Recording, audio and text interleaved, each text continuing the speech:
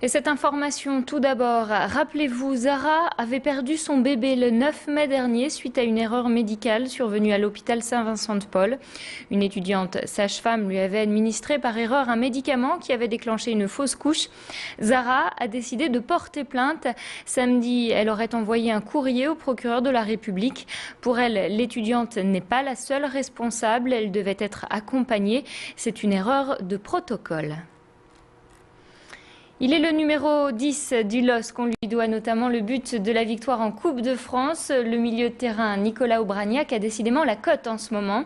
Le joueur, plus souvent remplaçant que titulaire, bénéficie d'une nouvelle aura en cette fin de saison. Hier, il était en dédicace dans un bar de Lille et la jante féminine ne l'a pas boudé. Un détail tout de même, l'homme de 26 ans est marié et il sera d'ailleurs prochainement papa. Pour ceux qui sont venus à sa rencontre, c'est un joueur simple et accessible. C'est ce que nous confirment ces fans du ballon rond rencontrés par Elodie Bernachon. Ça fait quand même du bien parce qu'il y a quand même eu le but de la finale de la Coupe du Monde, de la Coupe de France, et c'est un joueur exceptionnel. Il est très agréable et c'est ça la particularité des joueurs du LOSC qui sont très agréables et sont proches de leur public, je trouve. Heureuse parce qu'en même temps je suis lilloise et je suis fière de mon équipe et puis je la soutiens à fond, quoi. Et alors Lille, il va aller jusqu'où pour vous? Lille a déjà gagné là pour moi. Ils méritent ce qu'ils gagnent. Et je pense vraiment qu'ils vont gagner la Ligue 1. C'est la meilleure de France et je pense qu'elle va gagner le championnat aussi. Connaissez-vous réellement la composition de ce que vous achetez et consommez? Chaque aliment, vous le savez, est défini par sa teneur en sucre, en graisse, mais savez-vous faire la différence entre les glucides, les protides ou les lipides? Pour vous aider à vous y retrouver dans tous ces termes, la mairie de Lille organisait hier un atelier de lecture des étiquettes. Ça se passait au centre social Lazare Garot dans le cadre de la semaine de la santé. Un moyen pour les participants d'être moins naïfs face aux arguments publicitaires. Exemple concret avec ce paquet de céréales. J'ai deux exemples de céréales de petit déjeuner.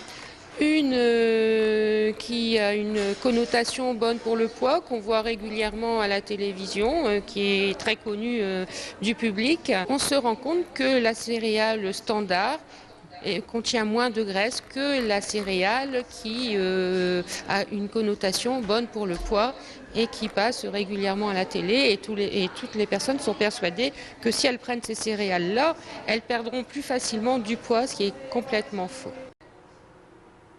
Les civils de la Défense nationale se serrent la ceinture. Selon le syndicat Force ouvrière, leurs salaires seront gelés en 2011 et 2012. Une situation qui génère du mécontentement. Hier matin, ils étaient une trentaine de fonctionnaires à manifester devant la caserne Saint-Ruth à Lille. Le point sur ce conflit avec ce représentant de Force ouvrière. Il répond aux questions de Pierre Beauvillain.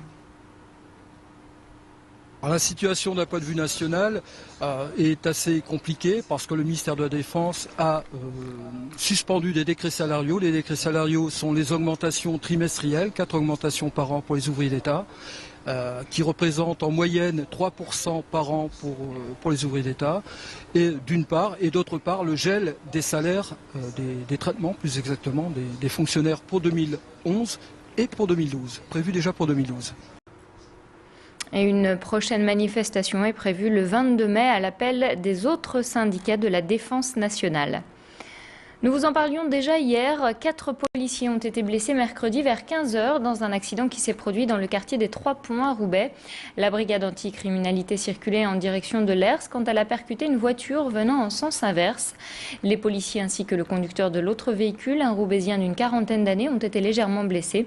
Des dépistages d'alcoolémie ont été effectués sur les 2 conducteurs des véhicules.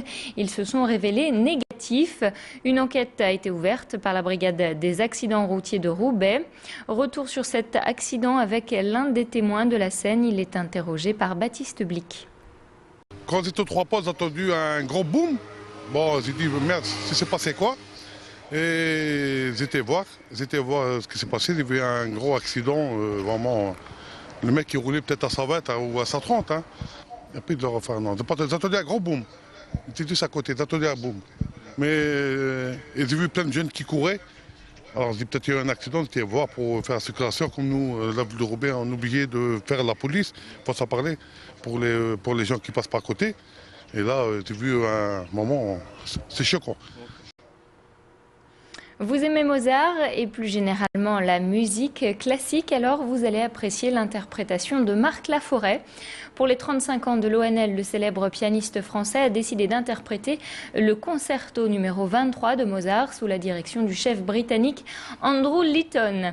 Hier soir, alors que ses doigts glissaient sur le clavier noir et blanc, la magie a opéré pour les spectateurs présents au sein du nouveau siècle.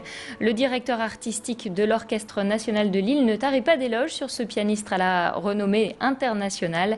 Écoutez-le.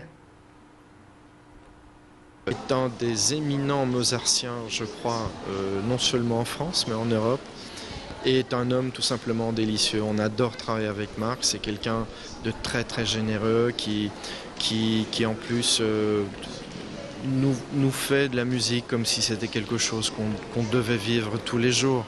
C'est une musique, la musique de Marc est pétrie de simplicité, de beauté, d'élégance, telle qu'elle doit l'être et puis telle qu'on l'aime. Et si vous n'avez pas encore pu assister à ce concert, une autre représentation a lieu ce soir en l'église Saint-Nicolas de Ouascal. Si vous doutez encore, Grand Lille TV vous donne un avant-goût de ce concert. Écoutez et profitez.